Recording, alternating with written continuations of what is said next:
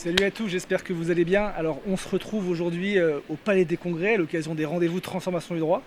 Et j'ai le plaisir de recevoir deux personnes qui aujourd'hui font bouger les lignes un peu dans l'écosystème LegalTech. Parce que l'écosystème LegalTech, ce qu'il faut savoir, c'est que c'est un écosystème qui se regroupe, qui se rassemble et qui crée des projets en commun. Et donc Fabrizio, Cyril, vous êtes membre du groupe France Digital, vous êtes membre du groupe LegalTech à France Digital. Est-ce que vous pouvez m'en parler un petit peu plus déjà? Qu'est-ce que c'est que le groupe LegalTech au sein de France Digital? Alors déjà, merci Arthur pour cette introduction. France Digital déjà est un regroupement de start-up et de fonds de capital risque en France et a des task force, des sous-groupes qui sont définis en fonction des métiers de chaque start-up. Et il se trouve qu'on a fondé un sous-groupe qui s'appelle la task force LegalTech de France Digital et que cette task force a été fondée il y a 2 ans et regroupe aujourd'hui 40 entreprises. Et ces 40 entreprises, elles se sont regroupées, déjà pour se connaître entre elles, 2 pour montrer qu'elles sont dynamiques et que c'est un marché qui compte, et 3 pour communiquer ensemble et aussi faire des actions de lobbying ensemble sous l'égide de France Digital. Et en fait, pour vous, c'est quoi l'intérêt d'un LegalTecher à rejoindre le groupe LegalTech au sein de France Digital?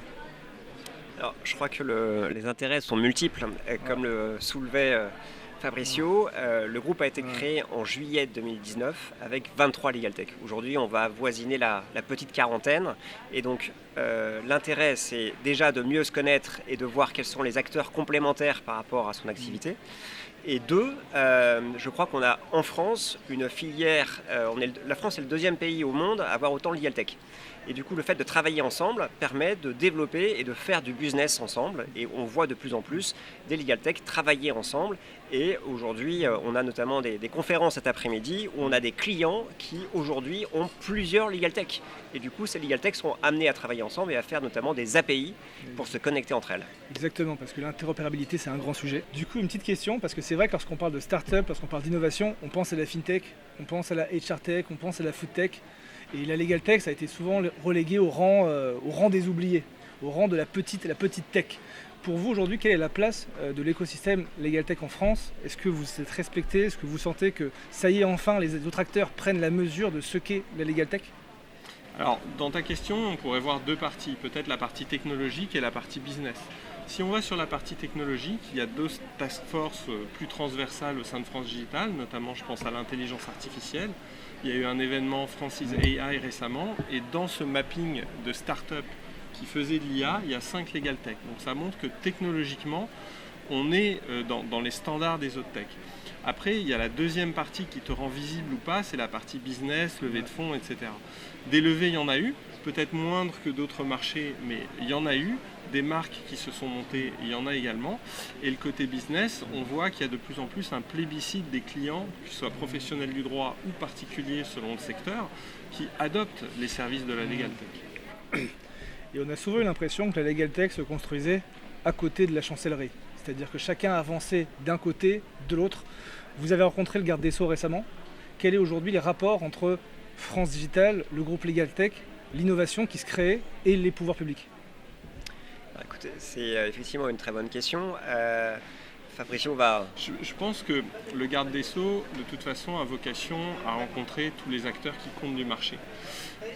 Du marché, je veux dire, au sens large, ou je dirais de la justice au sens large.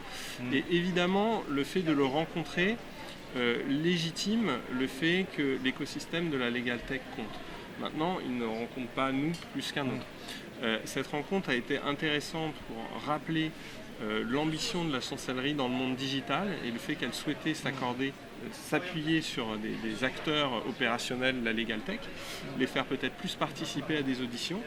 Et le garde des Sceaux nous a également donné l'occasion de faire une note de position pour lui demander quelles seraient par exemple les principales suggestions qu'on pourrait faire, au même titre qu'il les reçoit de tout autre groupe. Je pense que pour lui, c'est une façon de faire un tour de table très large et de nous inviter à ce tour de table, ce dont nous le remercions. Ce qu'on pourrait peut-être dire, c'est que ce n'était pas la première fois qu'on rencontrait le garde des Sceaux. Oui. Là, ce qui est peut-être maintenant différent, c'est que effectivement, au-delà de la rencontre, il y a une action concrète du groupe. Le groupe est en train de travailler, de finaliser une note de recommandation avec des évolutions qu'on aimerait faire avec la chancellerie. Et ça, je crois que c'est une bonne avancée de pouvoir travailler ensemble et d'éviter qu'effectivement chaque ministère développe ses propres initiatives. Et je pense qu'il y a besoin, à un moment donné où ce marché se développe, de plus de partenariats, plus d'échanges avec les représentants publics. En tout cas, merci beaucoup pour votre intervention. Un petit mot pour vous rejoindre. Comment un legal taker ou un avocat qui crée sa legal tech peut rejoindre le groupe France Digital? Alors, il peut déjà tout simplement écrire à France Digital via leur site et leur dire qu'il souhaite nous rejoindre. Il peut aussi trouver nos contacts sur nos différents sites ou sur LinkedIn. Maintenant, le point important, c'est que c'est un groupe qui se réunit une fois par mois. Et en fait, cette adhésion, elle se fait par cooptation du groupe. C'est-à-dire, on vérifie bien certains critères de la Legal Tech, que ce soit bien une société technologique, etc. etc. Et pour l'instant, en moyenne, une nouvelle personne arrive tous les 2 mois dans le groupe. En tout cas, merci beaucoup d'avoir pris le temps de faire cette interview. J'espère à tous que cette vidéo vous a plu. Si vous avez des questions par rapport au groupe France Digital, par rapport au groupe Legal Tech dans France Digital, n'hésitez pas à envoyer un petit message ou à contacter Cyril et Fabrizio. À très bientôt. Merci Arthur. Merci à toi.